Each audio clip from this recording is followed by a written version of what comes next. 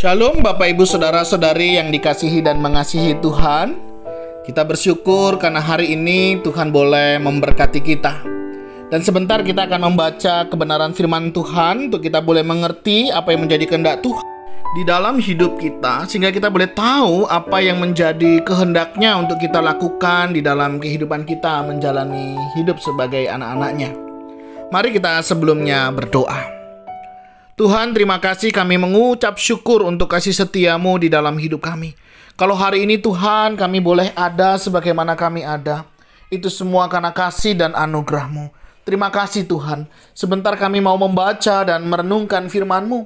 Berfirmanlah dan biarlah kami mengerti apa yang menjadi kehendak-Mu, dan kami boleh tahu apa yang harus kami lakukan di dalam kehidupan kami ini. Kami berdoa ya Tuhan, di dalam nama Tuhan Yesus Kristus. Haleluya.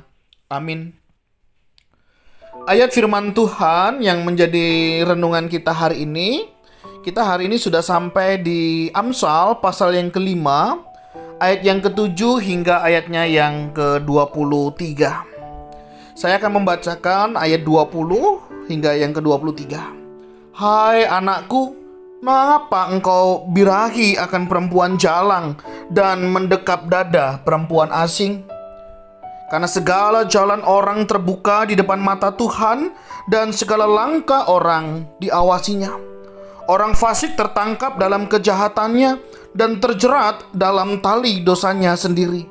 Ia mati karena tidak menerima didikan, dan karena kebodohannya yang besar ia tersesat. Amin. Demikianlah firman Tuhan. Mari kita merenungkannya. Bapak Ibu Saudara yang dikasihi dan mengasihi Tuhan, isu perselingkuhan adalah salah satu hal yang cukup menarik perhatian belakangan ini. Baik itu dalam hubungan yang masih berstatus pacaran, atau juga untuk hubungan rumah tangga yang sudah menjalin sebuah pernikahan. Bagaimanapun versinya, perselingkuhan selalu menjadi trending topik yang viral di dunia maya maupun di dalam dunia nyata. Pihak yang diselingkuhi biasanya akan dibela habis-habisan, sementara mereka yang menjadi pelaku akan dihujat tiada henti. Terlepas dari siapa yang benar dan siapa yang salah, semua orang pasti punya alasan untuk melakukan tindakan yang keliru satu ini. Bosan adalah alasan paling klise yang sering digunakan oleh mereka yang berselingkuh. Merasa bahwa hubungannya nggak lagi harmonis, tanpa cinta dan tanpa kehangatan, serta sudah nggak ada lagi tantangannya lagi di dalamnya.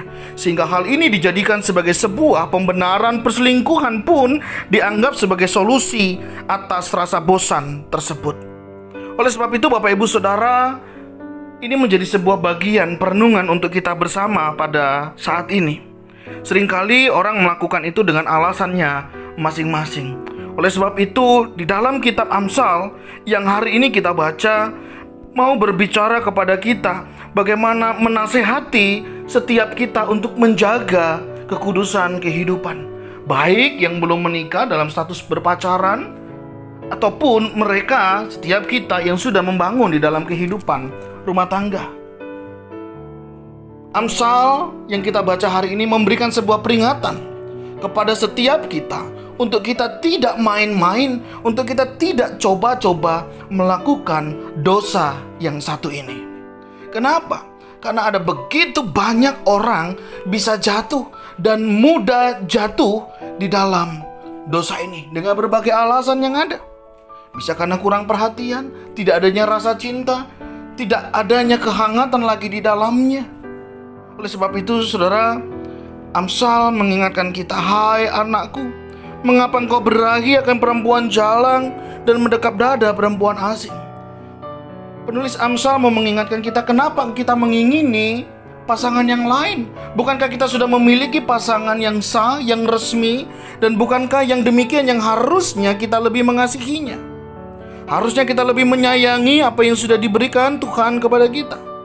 Di mana ayat 18 diperingatkan, diberkatilah kiranya sendangmu, bersukacitalah dengan istri masa mudamu. Kita diajak untuk menghargai sebuah pernikahan dengan kita menghargai pasangan kita. Apapun siapapun dia kondisinya hari ini. Kalau dulu langsing begitu ya, kalau sekarang langsung. Bukan berarti cinta kita jadi berubah. Bukan berarti cinta kita menjadi hilang karena perubahan fisik itu. Karena tentunya cinta itu kuat, yang bukan karena fisik, tetapi juga karena Tuhan yang mempersatukan. Penulis Amsal mengingatkan kita bagaimana kita diingatkan untuk tidak melakukan hal ini.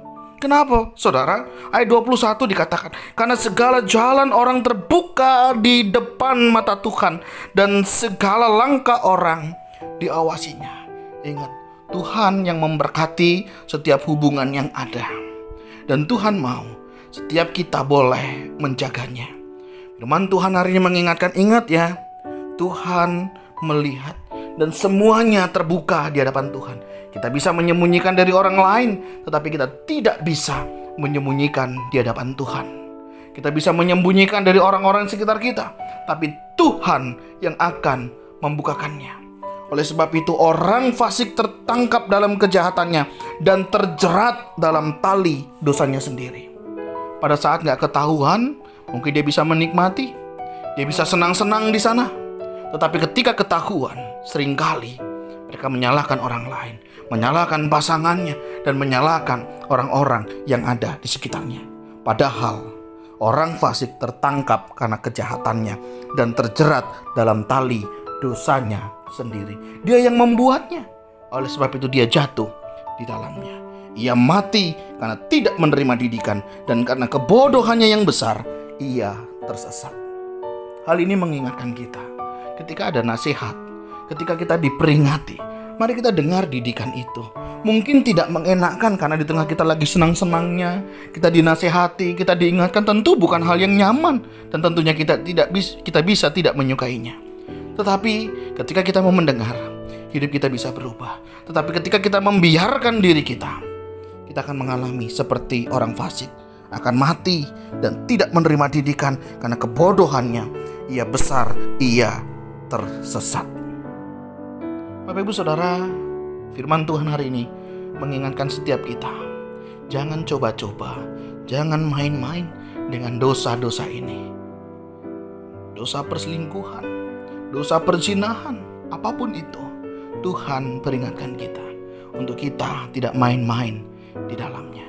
Jika kita sudah ada di dalamnya, segera bertobat, kembali kepada Tuhan.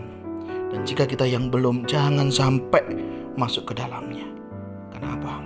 Sangat beresiko di dalam hidup kita, dan tentunya membuat kita semakin jauh dari Tuhan.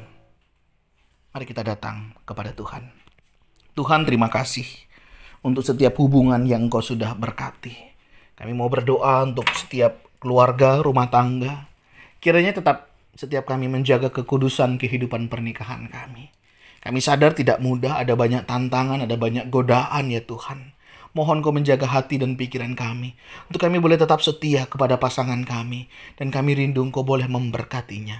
Dan jika ada antara pasangan muda-mudi dalam menjalin hubungan, Kau juga tetap menjaga mereka ya Tuhan, sehingga kami juga boleh tetap menjaga kekudusan kehidupan di dalam relasi, di dalam mereka mempersiapkan masa depan pernikahan mereka. Kami serahkan Tuhan kehidupan kami, jaga kami, biarlah kami tetap hidup di dalam kekudusan yang Kau sudah berikan. Kami berdoa, dan kami berdoa untuk setiap pernikahan, kiranya juga diberkati Tuhan, dan biarlah kami mengalami damai sejahtera daripada-Mu. Ini doa seru kami Tuhan, kami naikkan di dalam nama Tuhan Yesus. Haleluya, amin. Bapak Ibu, demikianlah renungan kita hari ini. Kiranya setiap kita boleh menjaga pernikahan yang sudah Tuhan berkati, dan bagi yang akan menikah, yang sedang mencari jodoh, pasangan hidup, tetap doakan dan gumulkan, dan tetap menjaga kekudusan hidup di dalam Tuhan. Tuhan Yesus memberkati kita sekalian. Shalom.